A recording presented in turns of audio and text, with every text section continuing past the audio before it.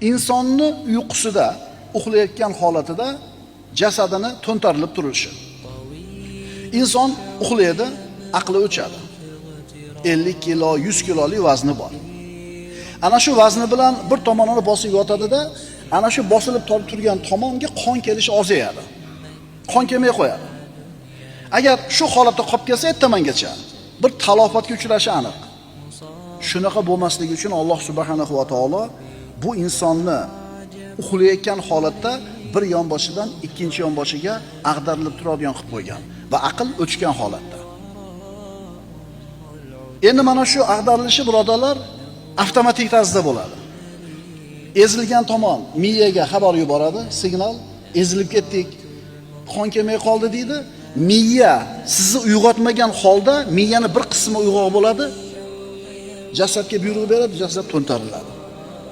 Qarangda, bir kechada 20 marta, 30 martagacha to'ntariladi inson. Lekin uyg'onadimi?